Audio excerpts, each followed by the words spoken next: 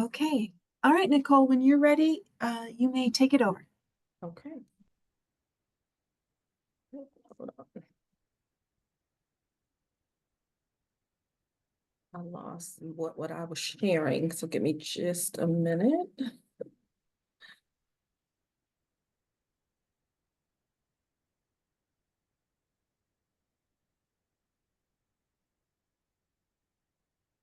Okay. My name is Nicole Harris, and I'm from the Washtenaw County Office of Community Economic Development's Financial Empowerment Center. And what the Financial Empowerment Center is a grant collaboration between Washtenaw County and the City for Financial Empowerment.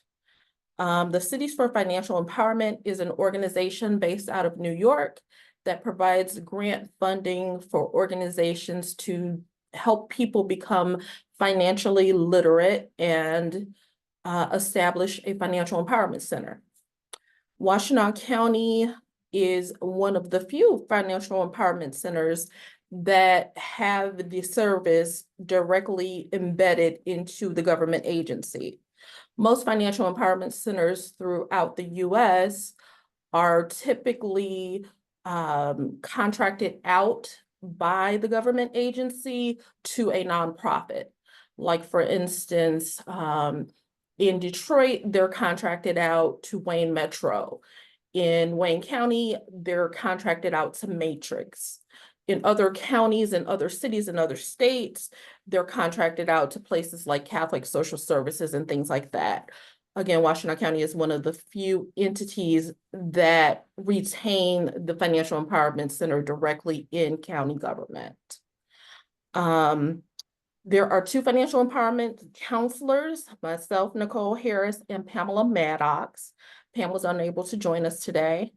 I am going to try to share a video with you guys to tell you all about the Financial Empowerment Center.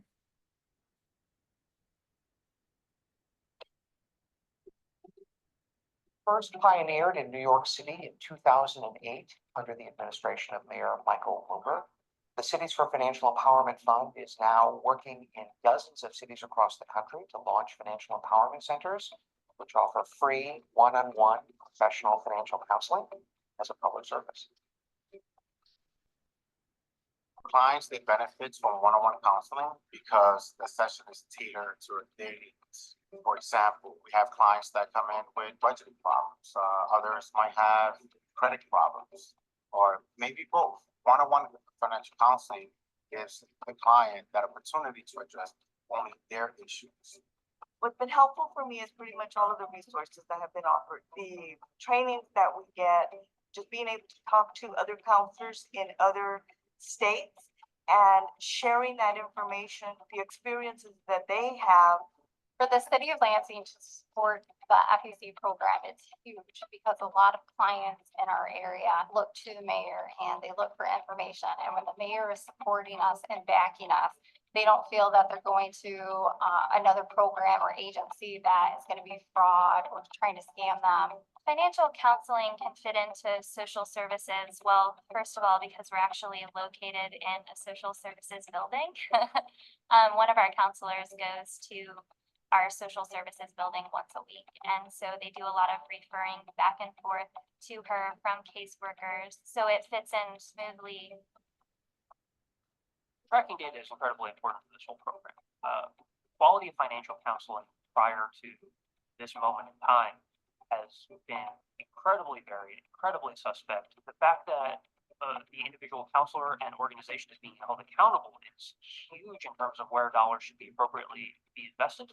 The Financial Empowerment Center collects a lot of data to track client financial success, which is important on a couple of levels. Of course, it's really important for the clients to be able to see ongoing how much progress they're making. Then on the other hand, it's a great opportunity to prove to the rest of the community the value of the services.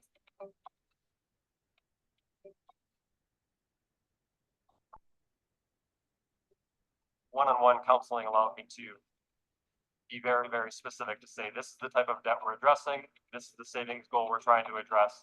This is the credit report we're looking at, trying to improve your score so that you can be in a better situation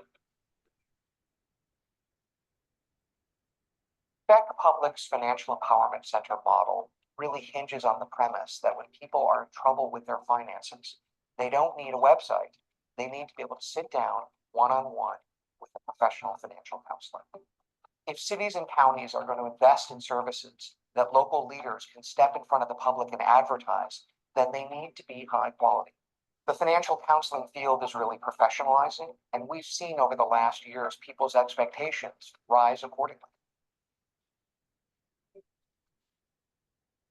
When we first started the program back in 2013, I had a gentleman come in and he just wanted to prepare his credit.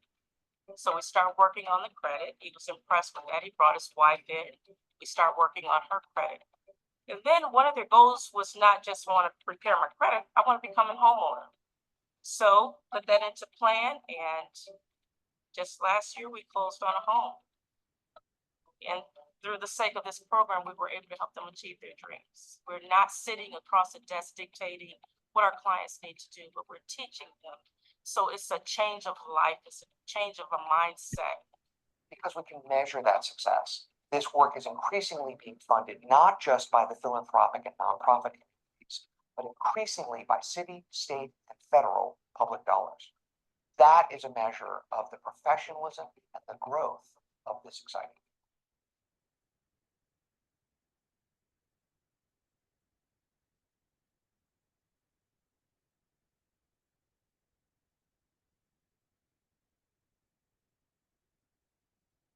Okay, a little bit about the criteria or the training about the financial counseling. The two counselors, Pam and I, went through a rigorous, vigorous training. We had to go through a training for Cities for Financial Empowerment, which is our grant tour, where we became certified financial counselors with them. In addition to that, Pam and I both, which is not a requirement, became nationally certified as financial counselors through the National Association of Certified Credit Counselors. So we are both certified nationally and with our funder. If people are interested in doing financial counseling through the FEC, I will walk you through the process of how you can assist your clients in getting scheduled. People working in nonprofits or whatever agency or organization can also utilize the financial and counseling services. It's not just exclusively for your clients. Typically, we serve anybody who lives or works in Washtenaw County. The only hard criteria is that the individual has to be 18 or older. That's the primary criteria. Sandy sent you all the email invitation for the presentation, and I'm going to actually share my screen to walk you through how to schedule individuals who are interested in our services. So I am going to share my screen again.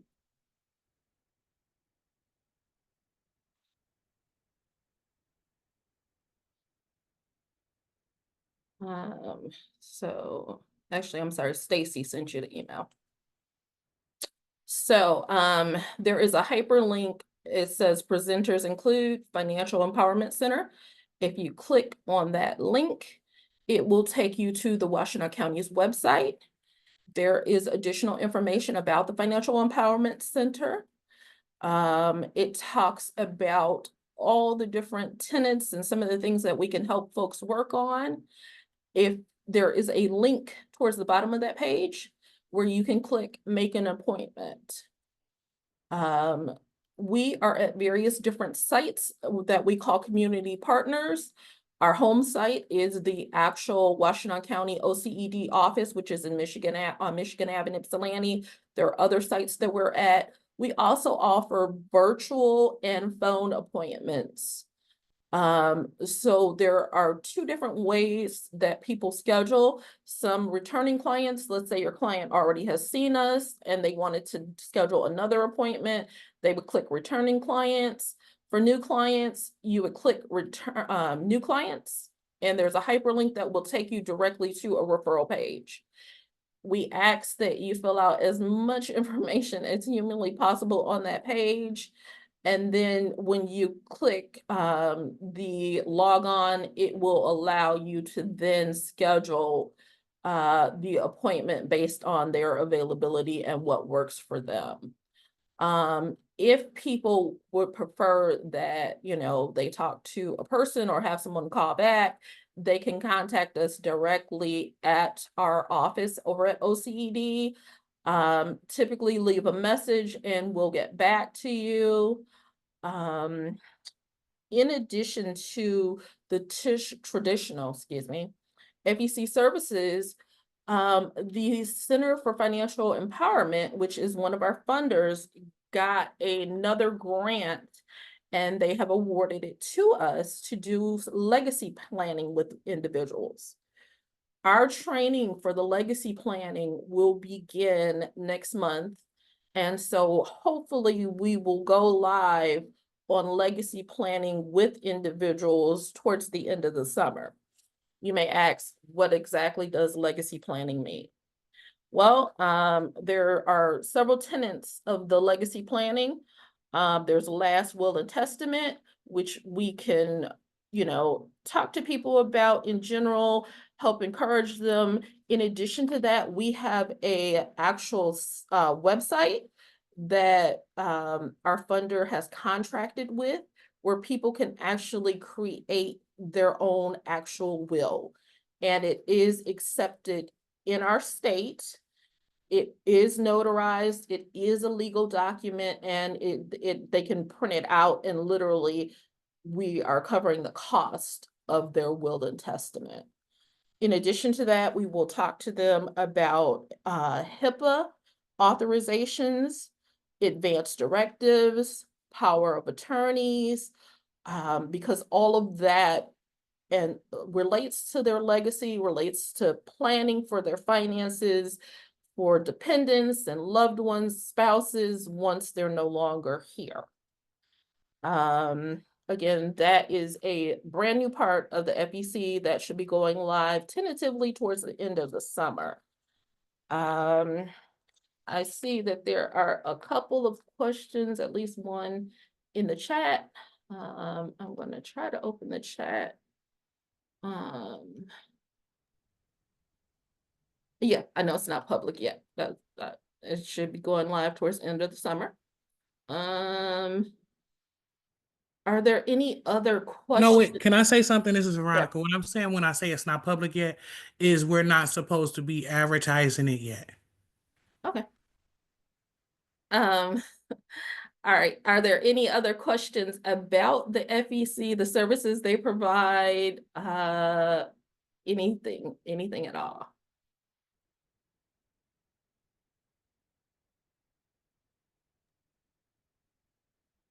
Thank you, Nicole. This was great. So my biggest takeaway too is that we should be, if somebody has a client, they should be accessing the OCED website for Financial Empowerment Center, and that's a good place to go and to schedule and to get things in motion. Yes, absolutely.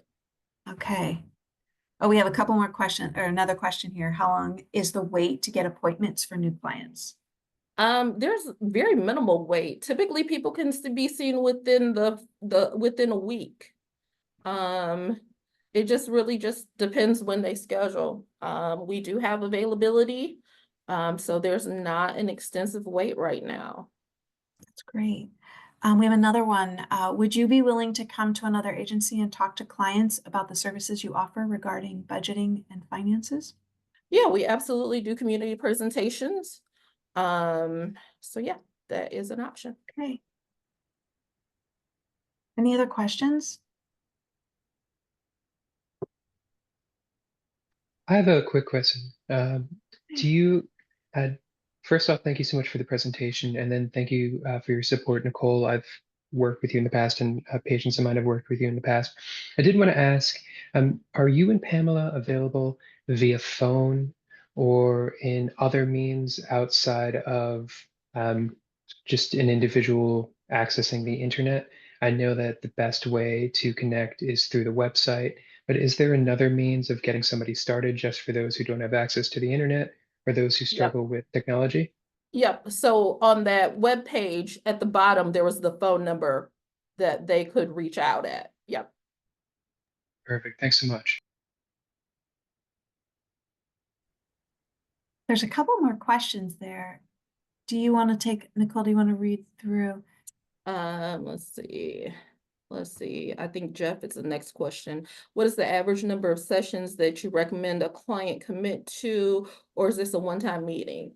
So it just depends on the client. The services are individualized, and some people, they're one and done. They meet and they want to just kind of get a plan that they can then just hit the ground running and kind of figure out and manage themselves. Other people, you know, this is kind of a brand new process. They want somebody that they can be held accountable to. They want somebody that they can kind of help them along the way and through the steps to get to the end result that they want to get to. We don't set a limitation on folks. So, you know, we leave it up to the clients. We work with them. You know, it's one-on-one, it's individualized, it's client focused. So really, you know, we work with the client to try to figure out what would be best for that person. I met with Pam and a client, and it was a positive experience. Glad to hear that. One thing we try to do is meet the client wherever they are. You know, we don't have any expectations of where they need to be financially. We don't have any expectations of, you know, like the standard or anything like that. Wherever you are, we meet you where you are. And there's no judgment, there's no shame, you know. You set the tone, you set the goals, and we just are kind of a conduit to help you achieve your financial goals. Nicole, Emily's asking, how many clients do you see a year total? Do you have that number? I don't have that number, unfortunately. But our system does track it. You know, there's all kind of data and information. However, I don't have that number.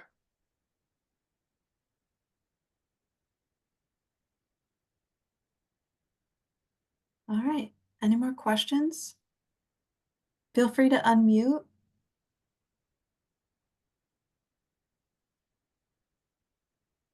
Oh, thank you, Veronica. She put in there that the FEC saw 368 clients. So I want to unmute because I can say it. So typically, the FEC, you got to remember that this is new to us. But typically our counselors at the FEC are expected to see at least to have at least 300 sessions. So a year a piece. So each counselor is supposed to have at least that many. It wasn't for that last year because again, this is new and we're just implementing it and getting it off the ground and standard. But yes, that's the typical thing. But they can see as many as they can squeeze in. Yeah, that's wonderful. Jeff is asking, do you work with clients that have Michigan ABLE accounts? Are you all able to assist with qualified clients set up with these types of accounts? No, that's beyond our scope. We don't specifically set up or work with or establish ABLE accounts.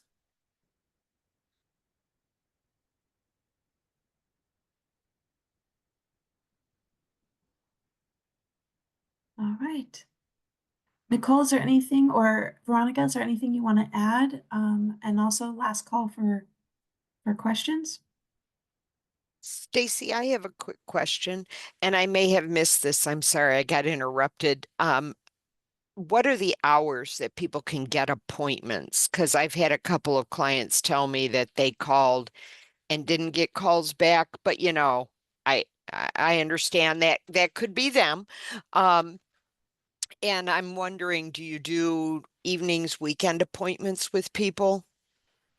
We typically, the FEC, because we're a county organization, we typically are normal county business hours, Monday through Friday, typical 8:30, 9 to 5 type of typical hours. So if we have folks who work and can't see you during those times,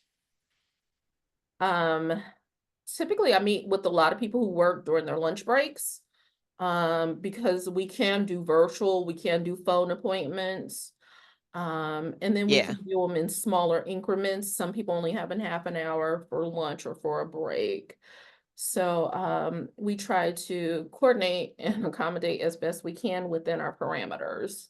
I understand. Now I understand why they're not getting because they're people who don't have those kind of breaks at their offices, right? Their servers and right. It's yeah. Okay. Thank you. So this is Veronica again. If you can, if you could have those clients who you're talking about Uh-huh. who doesn't have that time, if you can have them email, what is the FEC email? FEC@washtenaw.org. If they Okay. can email, if you have them email that, Pam, who is not here, sometimes is willing to work evening hours sometimes, like if she can get comp time or something like that. So Right. if you email that, I could follow up and see Okay. if Pam could do that, if she has any time available for that.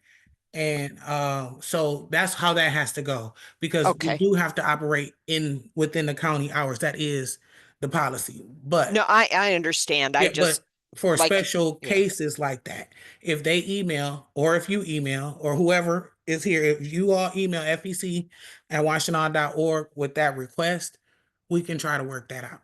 Yeah, between their working schedules and their, trying to take care of small children and 9 to 5 is very difficult for Yes, some it is. folks. Yeah.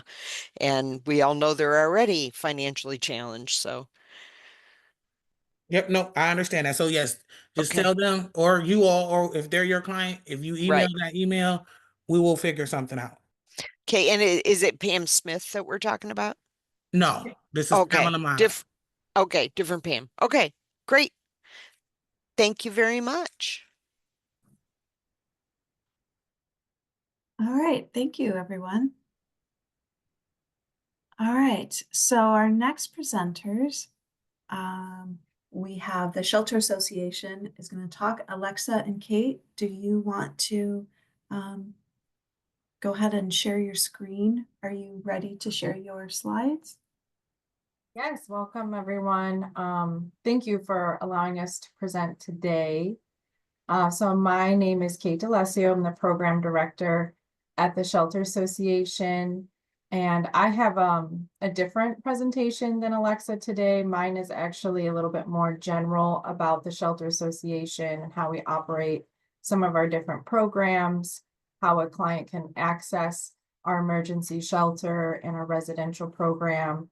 And Alexa's about to present first. She is our certified community health worker. And I encourage her to present more about her role and how it supports a lot of our partnerships with Packard Health and recuperative care, and then also health systems, and making sure clients are accessing their care. So we're very happy that she can shine and show all of her great work. And then I'll be happy to present thereafter. Thank you, Kate. Hi, everybody. My name is Alexa Jackson. I am the certified community health worker here at SALT. I just made some slides for everyone to kind of show what I do here at the Delana Center as a community health worker. Firstly, I would like to share that I do work very closely with MICC, medical care coordination, FACHW at SOC, and MICC partnership. So as a community health worker working with MICC, I bring unique capacity as liaison for clients, communities, and healthcare systems to healthcare teams. The ever-changing context of healthcare access and care, the human experience, socioeconomic conditions, and community health have evolving integrative progression and repatterning of the primary care workforce, practice, and infrastructure. Not only do we ensure that medical needs are met, but also the social and mental needs of clients as well. As a CHW for SOC, I am also in coordination with Michigan Medicine and Trinity Health of Ann Arbor, working closely with MICC, Michigan Community Care Washtenaw Health Initiative. I have a caseload of about 20 to 25 clients, including secondary and primary hublets who have medical and housing needs. I help connect with the most vulnerable clients referred to MICC to help participants achieve their goals. Some of the top reported needs are food, transportation, housing, medication management, and behavioral health support. One case note a month or more with the client to assess concrete needs, go over consent forms and case notes. It's a few things that I do while working with MICC.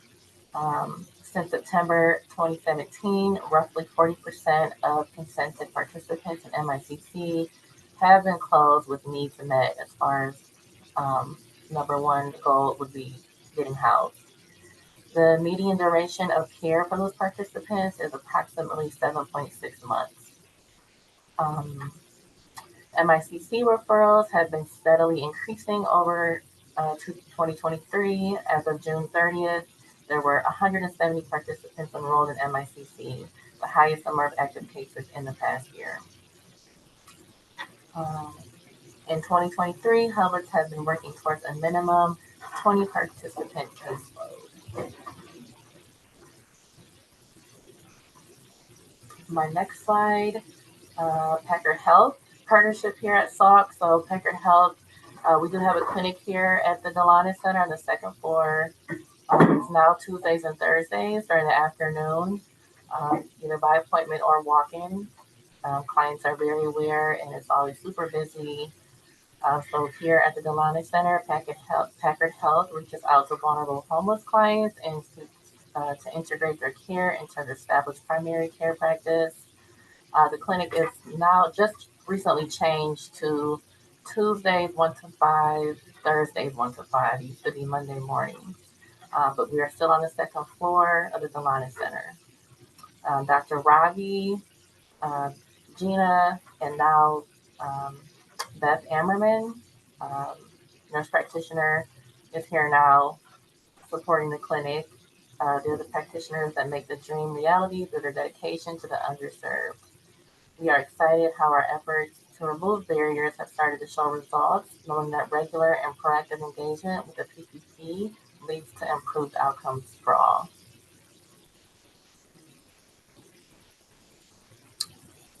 Next, U of M Dental School Oral Health Project at SOC. I do work closely with the U of M Dental School to get our clients dental care, transportation to the Michigan School of Dental. There's a picture of myself, Sarah, and to the left is Ben. He is the student dentist that comes to the Delana Center very often and works very closely with our clients and case management to get clients what they need as far as dental care, and also working closely with health insurance, making sure clients have health insurance so we can get those dental needs covered. Also, we have grants and funding from Sarah, who was also here at the Delana Center. So our volunteer lead, Ben Sexton, he's a candidate and he has been working closely together. Him and I have been working closely together in establishing a life-changing program for our clients at Delana's. So we recently received a generous donation of $10,000 with a total of $20,000 awarded over the next 2 years from the NDA Foundation. This incredible support will help us continue to our partnership with the U of M Dental School to provide essential dental care to our clients through the oral health science service learning class. This program will help with any dental needs such as dental exams and x-rays, basic and deep cleanings, fillings, root canals, dentures, and crowns at no cost of our clients with the support of transportation.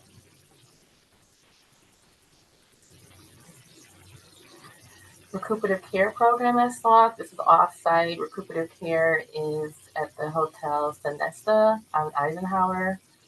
So we have clients over there that have just recently been discharged from the hospital. They're experiencing homelessness, or also clients from the Delaware that need to heal, that are going through cancer treatment or had surgery. Case manager coordinator Shannon Gilroy that is her program, and I go over there often, and I also work with I think Packard Health goes over there as well. Meg, our nurse Meg is over there, and she's also over here at the Packard Clinic on 2. So the recuperative care program began in 2019 and is a healing place for people discharged from the hospital with no home to go to. Packard Health nursing staff provides care to recovering clients in a 6-bed, semi-private area off-site at a hotel. Being homeless can increase the odds of hospitalization within 30 days, almost 4-fold. The recuperative care program breaks the cycle with shelter, time to recover, medical supervision, case management, and permanent housing. The program goal to all of us here at the shelter is to discharge no one to homelessness, says Dr. Robbie. The program delivers on so many levels, from compassionate care to a bridge to housing to cost savings. This is a great program, and Packard is excited to be a part of it. Quoted, quote unquote, Dr. Robbie. In my role as a CHW, I do travel off-site to recuperative care at least once a week. Sometimes I try to go over there twice a week, connect with clients about their transportation needs, health insurance needs, food stamps, even talking about a plan. Sometimes they will come over to the shelter. Sometimes they'll get housed before then. So I do check in with clients to see if they have any health insurance needs regarding questions regarding food benefits and my CC referrals. I have most of my clients on MICC are from recuperative care. And also to make myself a familiar face as a part of SOC. So when they do transition over to the shelter, they have a familiar face.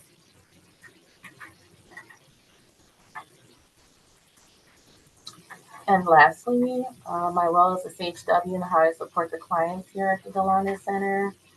I build unguarded relationships with clients, help clients with complex health conditions to navigate the healthcare system. Core values among CHWs are trust, respect, and dignity. In my role as a CHW, my primary responsibility is to connect those clients to care, eliminating barriers, and advocating for systemic changes along the way. As a CHW, I implement programs and advocate for people who may have limited access to health resources and social services.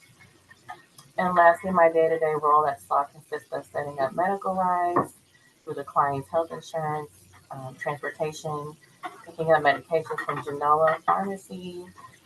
There's a Genoa Pharmacy right here by the Annex building downtown Ann Arbor that I usually walk to. Updating my case notes for MICC, checking in with Packard Health Clinic on Tuesdays and Thursdays, helping clients apply for food benefits and Medicaid through My Bridges as a trained navigator, connecting with clients about their medical needs and making them appointments through Epic, and also organizing and keeping track of the med closet, such as expired meds, making sure clients are aware of the medication that they do have that is located on the second floor.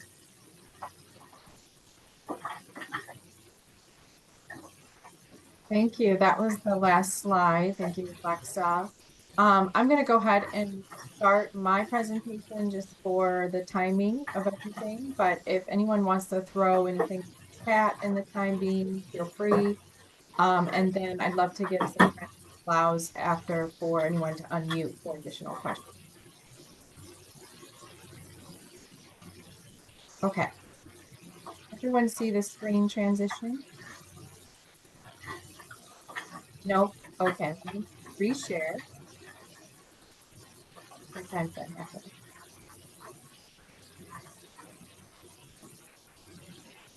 Okay, how about that? Okay, thank you.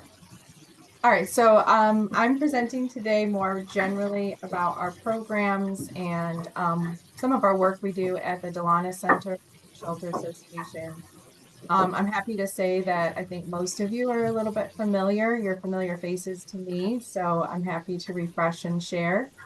So our primary goals, we have a primary goal of housing, an aim and goal to house at least 60% or more of the individuals we support. We want to reduce individuals' length of stay and their episodes of homelessness if possible.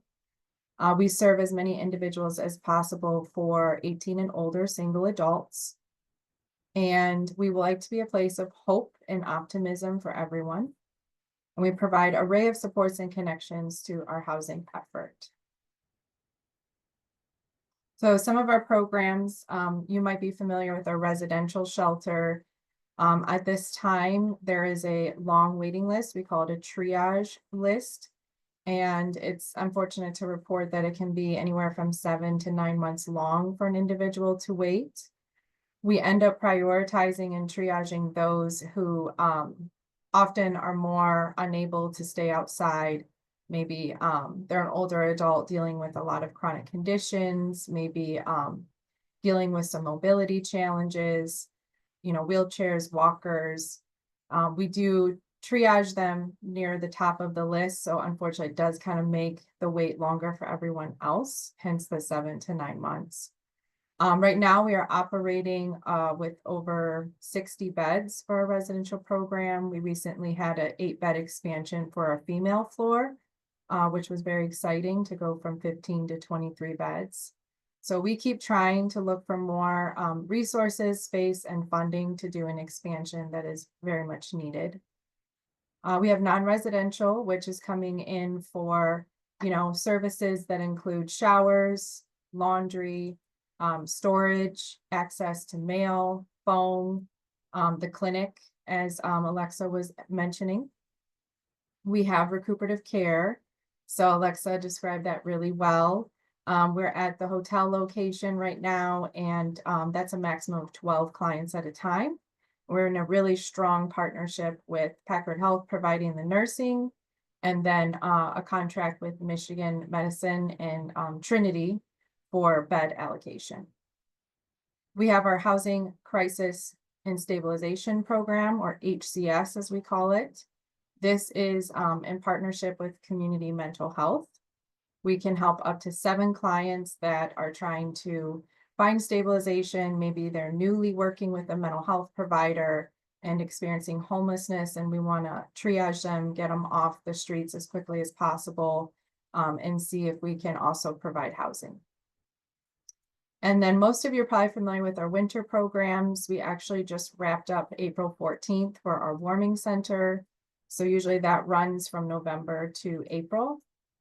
And that is emergency shelter. On any given night, we can serve nearly 200 people across all our programs when we have those available. We have a shelter diversion, which I'll just do a quick shout out because Danielle Harris is on the call somewhere. She frequents this meeting and she is our diversion and resource coordinator. So she's always trying to find alternatives to people coming into our homeless system, and works very closely with MISHDA and our contract to find, financial assistance or divert to any family or friends.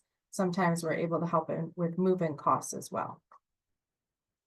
And then we do have COVID and health response programs, but a lot of that funding has kind of dried up like in the last 6 months. There was a time that we were hoteling individuals that were experiencing homelessness and had tested positive for COVID. We did whatever we could in that regard, but unfortunately it has dried up a little bit. So we're still in touch with public health on how to handle that situation. And then we have some other specialty population programs, like one of them that we're looking to expand is called Pathways to Recovery. And so that's for folks that are looking to get in substance use treatment, whether inpatient or outpatient. And again, we just want to see if we can provide them shelter and case management while they're waiting on those options. So here's just a little bit more in depth of how we try to always adapt and look for more resources. We understand that the need is very high in our community. There's a lot of high acuity that we're trying to always, search for partnerships. So here are some of the areas that we have really focused on. Basic needs services, just making them more available to our clients. I love the financial empowerment program and was happy to get a refresher on that because I think that's definitely one service that we could use more often. We're trying to work with the jail systems more and strengthen that partnership. Sorry about that. And then we have a need for substance use connections. As I spoke, we have pathways, but again, always needing more resources. We have money management budgeting, which is great. Financial empowerment's on here again. Mental health evaluation, referral and connection. Medical case management, which is Alexa's role, but she is our only CHW, so that's always a high need. Rapid rehousing and financial assistance. Well, as you know, our community needs more of that available and just in general. So yeah, here's some things that we're looking to grow and be focused on for the high acuity of our clients.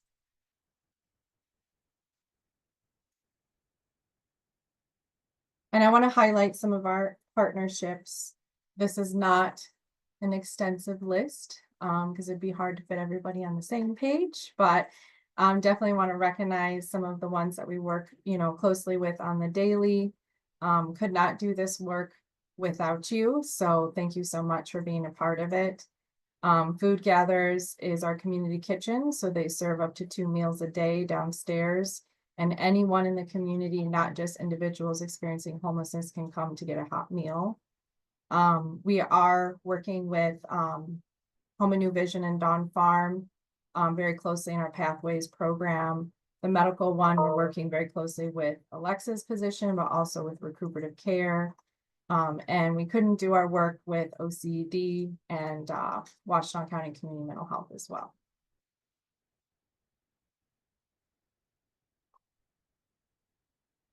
So if you're not familiar, I wanted to take a minute to talk about our low barrier model.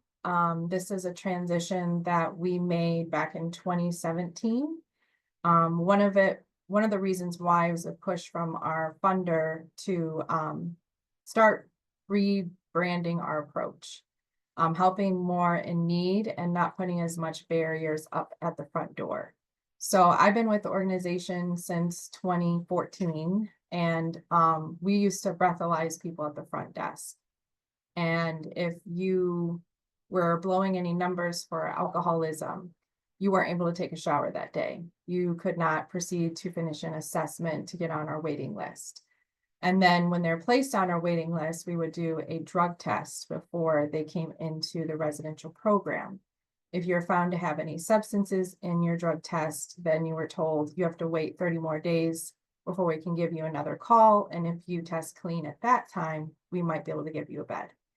So looking back, doesn't feel great to admit that that was our process and procedure. So it did need to change. We weren't really able to meet people's individual needs. And I'm happy to say that the low barrier model, in my observation and experience, has really opened our doors and allowed us to serve more. It does come with its own challenges because you have to keep in mind, low barrier doesn't mean no barrier. So you still have to have some expectations and community agreements and some type of structure in place for your programs and services. So that's something we're always trying to reaffirm and reassess.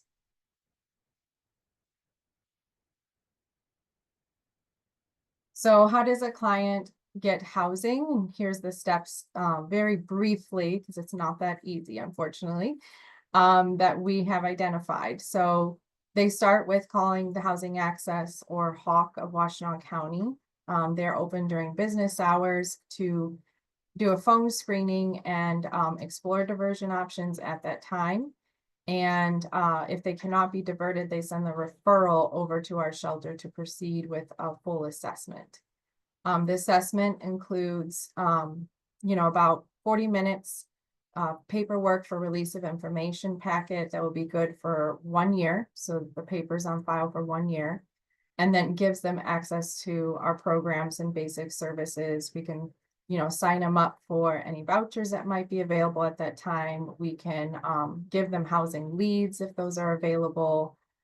We like to give out any referrals and resources at the time of assessment. And then if they say they'd like to be placed on our residential waiting list, we proceed with that as well. We also have our diversion team that continues to explore diversion options. So it just doesn't happen at the Hawk Center. We also try to keep an open mind throughout a client's services or stay here that a diversion option might become available down the road. We also have non-residential case management. So not only do residents get a case manager, I think we can take up to 40 or 50 clients from our non-res programs, which is great because maybe if they're waiting for that shelter bed, we can at least assist them with the housing process and get started on that. And then our hope is that we can lead them to permanent housing, and our average length of stay for a residential program, unfortunately, is over 150 days. That has grown over the years. I remember when it used to be on average just 90 days. So again, the high acuity and then lack of affordable housing options has been on the increase.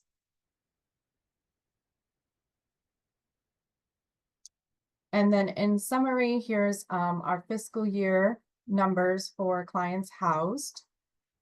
So to give you kind of context, we do serve close to 1,100 individuals a year that are single adults.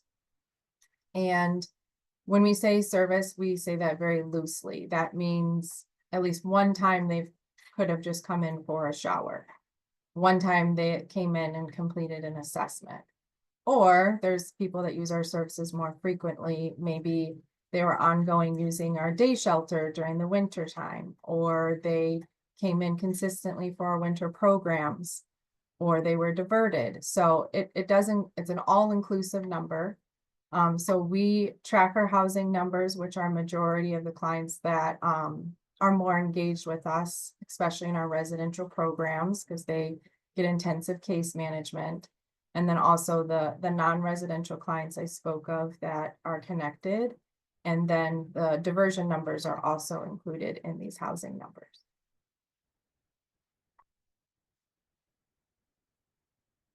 So here's some winter program information.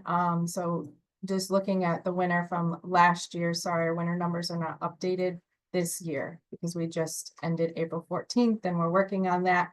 But last year, 850 persons were served during that November to April, which is increasingly high, getting higher, 19% increase from the last season.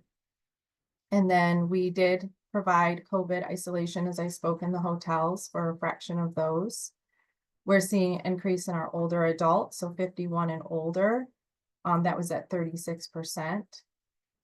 It does mention, a concern of substance use, a 300% increase in overdoses compared to last 5 years. So that's why it's really important we strengthen those programs and partnerships. An average of night is 135 served. And I know that when we run the numbers for this winter, that's going to be higher, unfortunately. And then our disabled rate is self-report, but we have at least 66% reporting a disabling condition. And then our highest overnight occupancy was 174, but I think if I ran the numbers correctly, we hit 200 this year.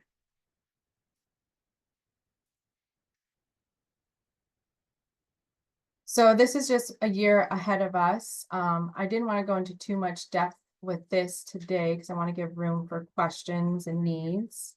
So I'm going to go ahead and stop my screen. And then I also have our contact information I just placed in the chat. So for me and Alexa, if there are any further needs after this presentation that you'd like to reach out by email, please feel free to do that. But are there any other questions or thoughts at this time? I had some questions if you have time, Kate. I do. Hi, Nathan. How are you? I'm doing well. Thank you. Thank you so much to you and Alexa for your time and this presentation. And then thank you both for all of those that you serve. It's truly appreciated. On that note, I did have a question. There's a lot of fear and concern right now, just based on what we're experiencing in the county. As you know, the Home of New Vision Engagement Center closed at the beginning of this month. This has led to a lot of panicked conversations and actual questions that some of my team members have had in regards to the future of the shelter. We recognize how important you are. Your numbers prove that. We're curious if this is an appropriate space for you to talk about if you've been impacted as an organization in regards to these funding cuts or funding changes. If it's not the appropriate place, I absolutely understand. Yeah, I appreciate the concern. We initially were very concerned as well and acted quickly with our leadership and our board to further assess the potential risk or threat. I don't want to speak so, like there's a confirmation that we shouldn't be concerned, but I'll just speak very loosely and broadly that our finds were that we don't have any immediate concern of our core functions. So that would be, access to residential shelter, non-res services, and our emergency shelter in the winter. So those are our very core functions. However, there's some consideration for the specialty programs we have that are connected with substance use, with addressing individuals' medical needs. We also have a contract with the Veteran Affairs. So for our veterans, we're not sure if we'll be able to continue that contract in the future.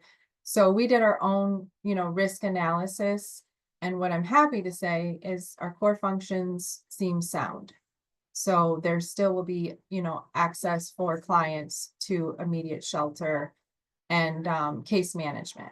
But yes, ahead of us, the specialty programs might be a concern. I don't want to use the word risk because that might be too heavy, but there's a lot of unknowns. I agree.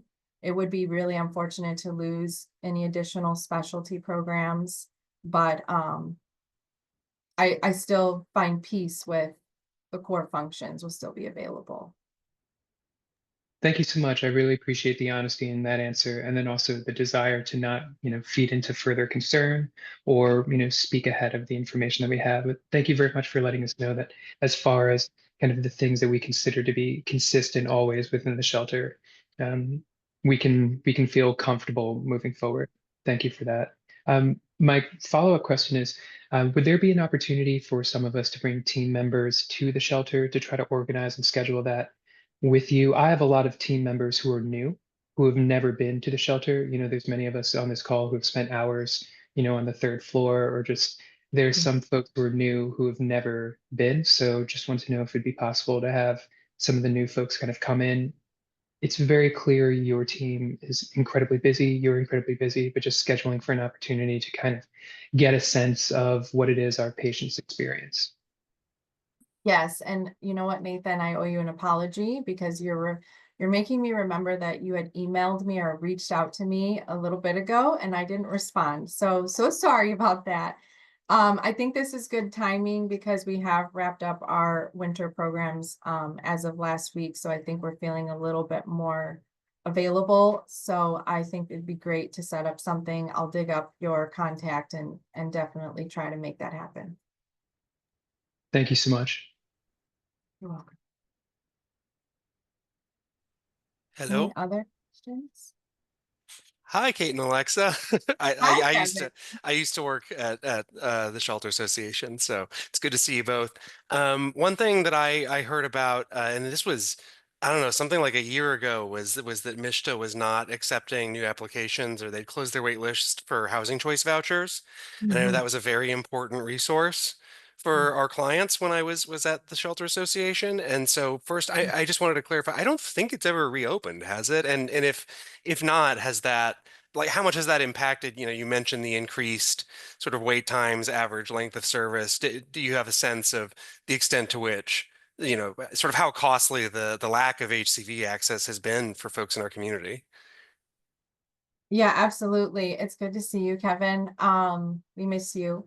So I think that you're spot on. We had, over 400 individuals, not just families, just single adults on the HCV wait list when it closed.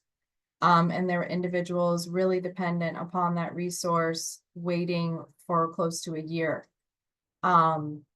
Because they identified, I make the minimal Social Security amount.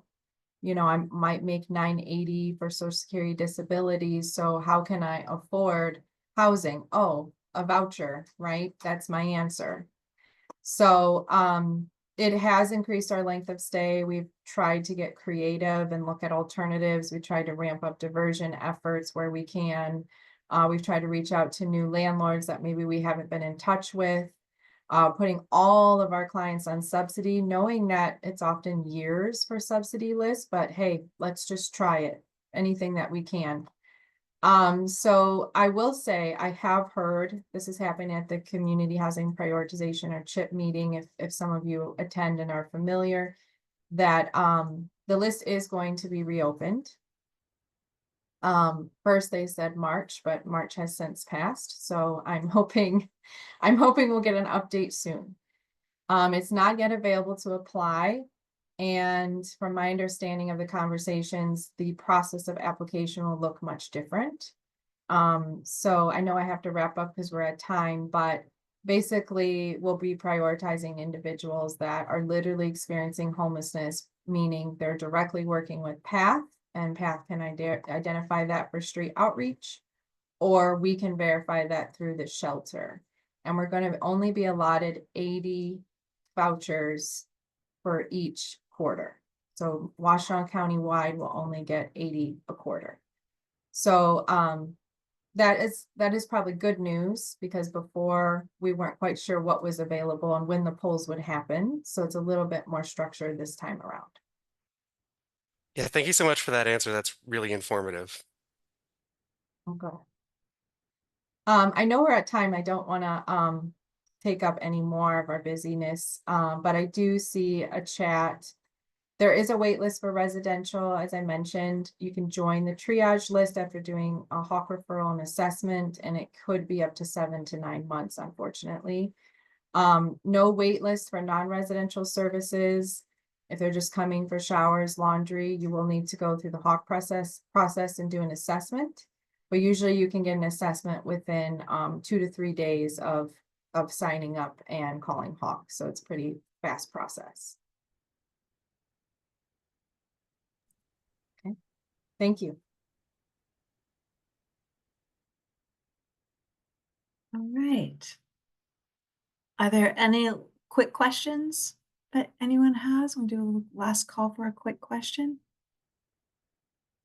Otherwise, definitely check out the website, right? Everything can be found on the website, contact information, and then you've provided also. I too will be putting the presentation slides, both from all of our presenters today, from everyone. I will have them available on the Barrier Buster website, so you can also access them there. This video, if your colleague missed our presentations today, I will have this presentation available on the website to watch again, or for those who haven't seen it. All right, any questions? I don't see anything coming up in the chat. Yep, Stacy? did I hear something? Go ahead, Yeah. Ron. And maybe you already said this, and I apologize, I had to step away, but I heard that HAWK's going to start accessing the Barrier Buster funds. Is that correct? So I need a little more context. So if you're talking about, so HAWK doesn't, they're just kind of the call center, and That's then what it I goes thought. to SOS. And the SOS staff, they access our housing funds. So does that mean like a CMH, a caseworker can't put in a request for rent assistance? Or we have to go Okay, through Hawk? No, see that, and I know that the messaging isn't very clear with that, because when we do message, we're messaging kind of the general guidelines for everything. But if you are a CMH employee, like if you work for CMH, you can have access to that CMH designated fund only Okay, for CMH clients. You may put in, if you are accessing that CMH fund, you may put in a request for housing. okay. We don't That's clear. advertise that out because we don't want to encourage more confusion. But yes, your CMH staff can access housing with that specific fund that has a $1,000 cap for Okay. this. Okay. Thank you. You want me to let you know when they're here? Okay. Well, if we're good, I'm going to go ahead and do just a quick little update on Barrier Busters. Kind of a repeat. I'll go ahead and share my slides and share my little, it's kind of the same as last month, but we'll do it.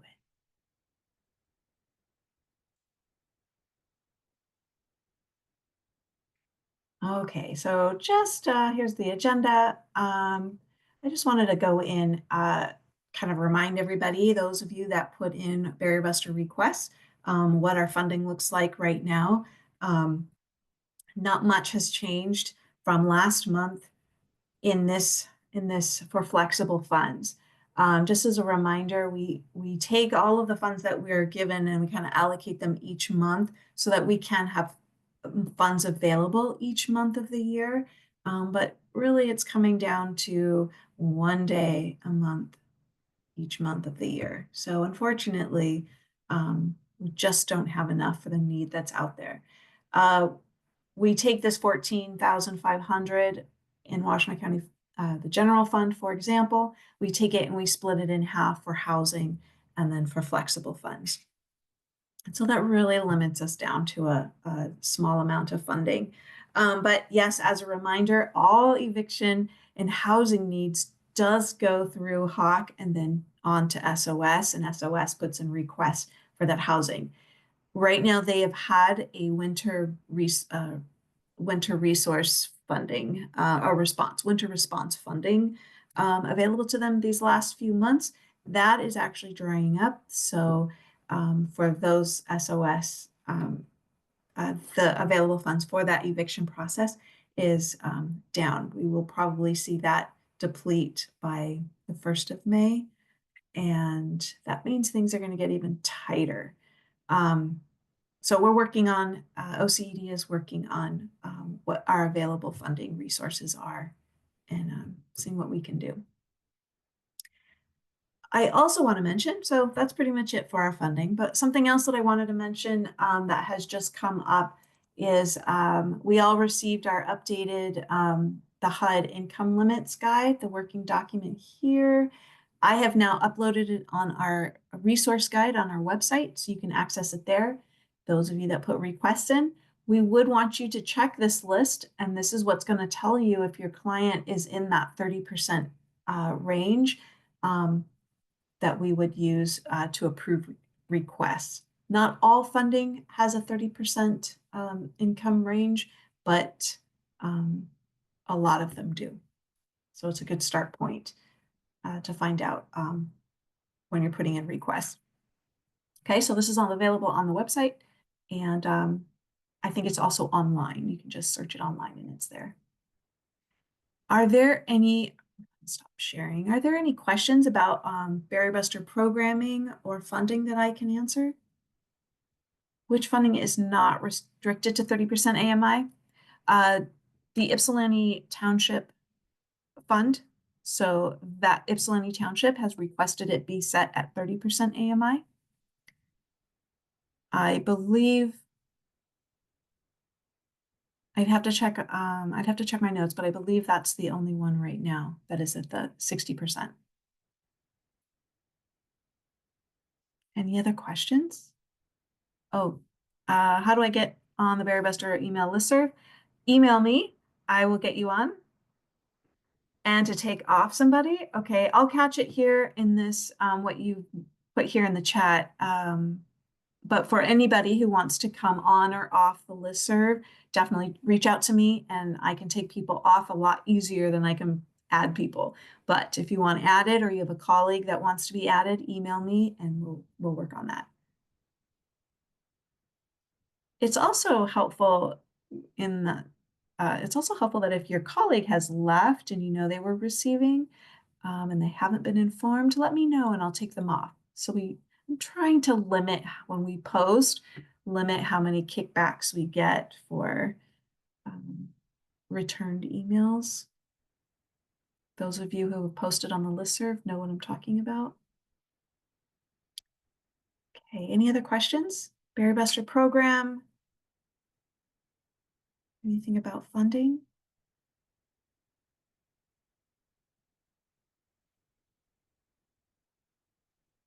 Okay. Well, I want to thank everybody for joining us today. Stop sharing. Thank everybody for joining us. We are always available if you email the DL Berry Buster staff email. That goes to myself and to Kara Otta, who assists in Berry Busters. And so it's a best way to reach us and get a quicker response than just emailing one of us. And yes, somebody wants our email. Let's see if I can do this.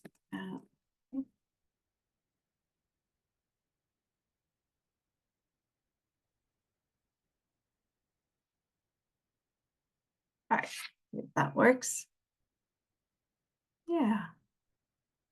All right, are there other questions that I'm missing that are in here? Anybody want to unmute?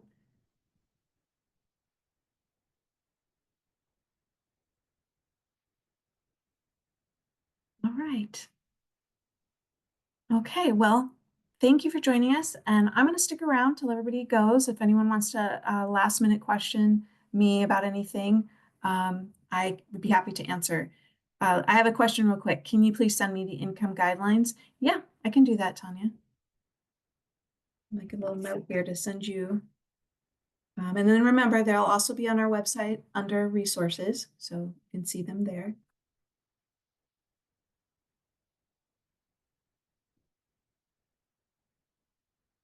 Okay, well, thank you, everybody. Have a great, warm, nice day outside, and we'll be here again in May. Thank you. Thank you very much. Yeah, thank you, Nathan.